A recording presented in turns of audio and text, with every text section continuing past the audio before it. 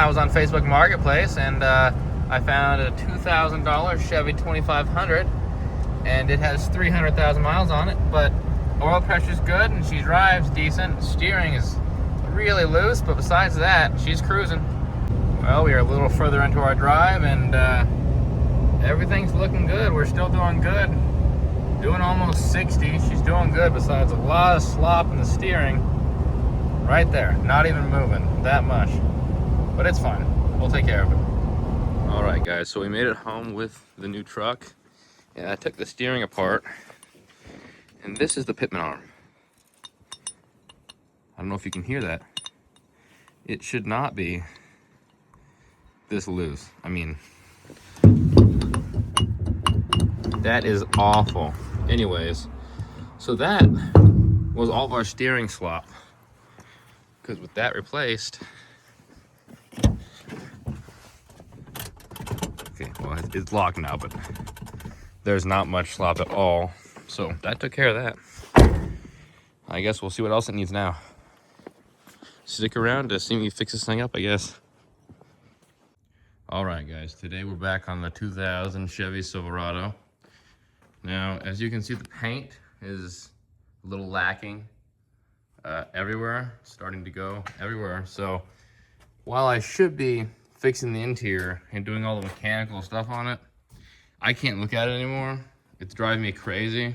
So what I'm gonna do is I'm just gonna give it a paint job.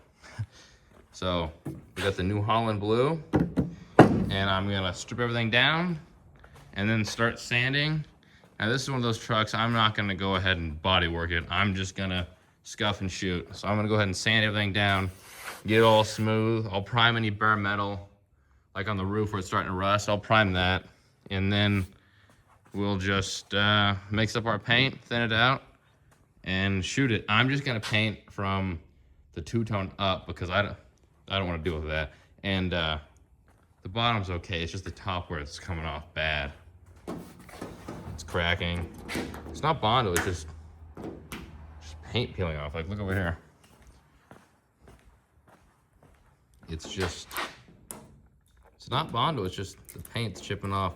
It looks like they primered it. It's been repainted for sure.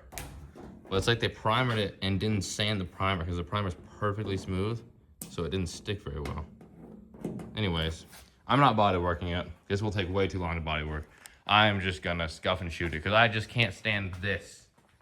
You know, as long as it's blue and shiny, we'll call that good. So let's get to tearing her down. All right, guys. So I pulled off the mirrors. I pulled off the door handles most of the way. I may take them all the way off, or I might just set them back in and tape them. I don't know yet. I took the gas cap off. I was gonna take these rails off, but there is no hex head on the top and it just kept spinning and I couldn't get a hold of it. So I just lifted them up and sanded underneath. I sanded the whole truck with 150 and then bumped up to 200. And I normally wouldn't do 150 for just a scuff and shoot like this, but the paint on the hood, it's been repainted and it was super thick and cracking. There's still some of it where like that. I'm not gonna worry about that. It keeps going down, down, down. I'm never gonna get through it. So I sanded it all with 150. The roof was awful too, but I sanded it with 150 and then I went through with 220. And now I'll probably hit it with 400 before I paint it. But I still gotta sand the gas cap and the tailgate. But once I get that all sanded, I guess I'll probably take the third brake light out too because it's pretty easy. But once I get it all sanded, I'm just gonna tape from the two-tone line up and leave the tan and just paint the top blue, leave the bottom with the tan because that paint's good enough for me. I mean, this truck's not gonna be perfect. I just couldn't stand looking at it anymore with all that paint fade. So, but here, let me show you what I'll be painting it with. So this is a cheap paint job.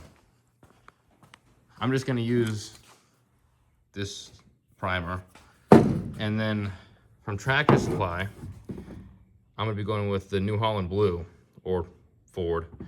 But you can buy that, it's oil-based and you don't need any clear coat because it's tractor paint, it's single stage. So So there's no base and clear. It's just, you shoot it and that's how it is.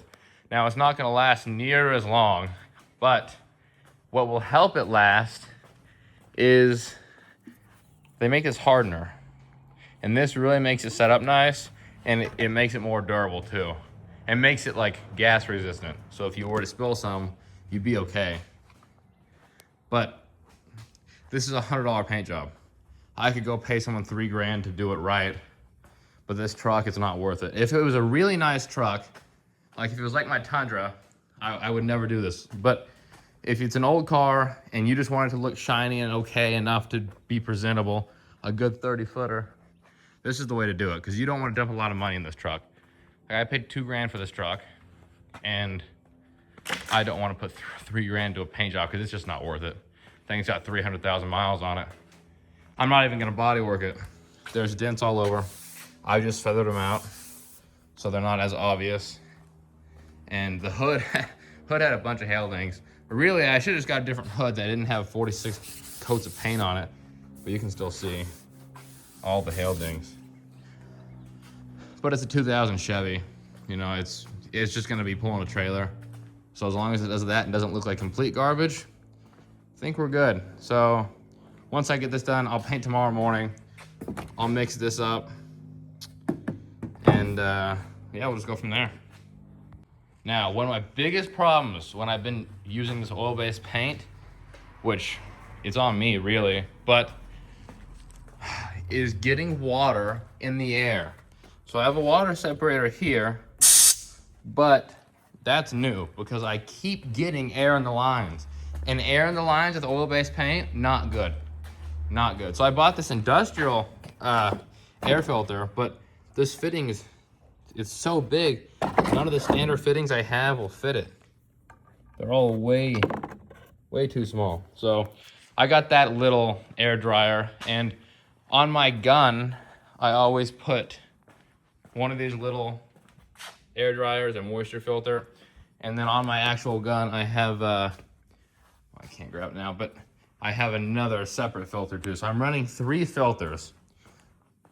So hopefully this paint job doesn't get messed up because of moisture, because that sucks. When you spend all this time sanding it down and then just to have a little air in the line and mess everything up. But that's definitely one thing to be aware of. There are 3 things that shape a vehicle and make it look really dated or make it look really up to date. And that is the wheels, the paint, and the headlights.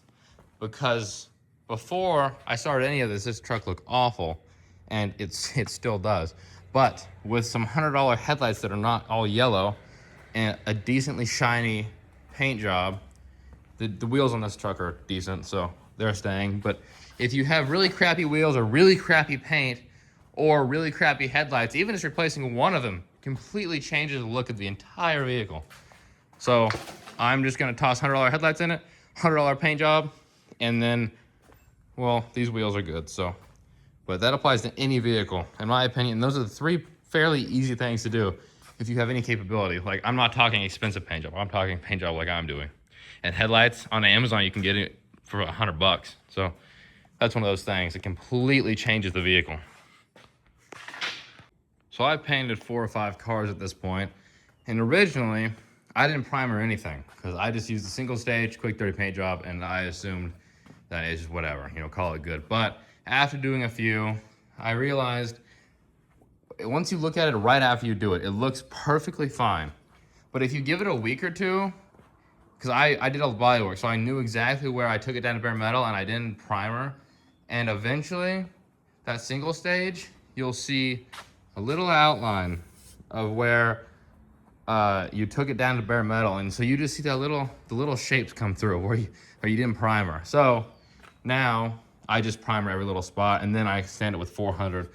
That way, you don't see where you took it down to bare metal, because if you're going that far, just give it a little primer. It's like $8 for a can. That's all you'll need. Hopefully you're just doing little spots, unless you take the whole thing down to bare metal, which if I'm taking the whole car down to bare metal, I'm not painting it with $75 paint. So yeah, just keep that in mind if you're doing this at home. All right guys, so here's the setup. We have an air dryer with a water separator on the gun, as well as my separator on my compressor. I'm using acetone to thin the paint out. And what I used was this Harbor Freight implement paint. But I have never used it before. I've only ever used the Rust-Oleum, and well, I just painted the truck. I'll show you that in a minute. But it was coming out awful. First of all, it's really thick, so you're gonna have to really thin it down. I was doing 32 ounces of paint and 56 ounces total of thinner because it was just so thick. It was not coming out good. But I think I got my water under control because I didn't have any water in the air. But the gun was fighting me, and this paint was really thick. So I sprayed the first panel with the really thick stuff because I didn't realize it was thick till I started spraying. And I came back and gave it some with thinned out so it's a little shinier. But it came out all right. Like I said, I didn't body work it or anything. I just sanded it down. But it's not awful. It's used to, you see the dings even more now. But there's some crap in it. It's definitely not perfect. But I knew that was gonna be the case. So now I'll let it sit for about 45 minutes to an hour and then pull the tape off, because the last thing you want to do is let that dry. Because if you let that dry, it's just going to yank all the paint off with it, and that's not what you want. So I'm going to let it sit for a little bit and then do that. But I think it came out decent. I did get a couple runs because I thinned it out pretty thin at the end, because when I started it was really thick and I didn't want to mess with that. So I thinned it out, and it may have been a little too thin, but hey, it's all right. It's blue, and it's not all paint faded. So I'm gonna call that good enough for that.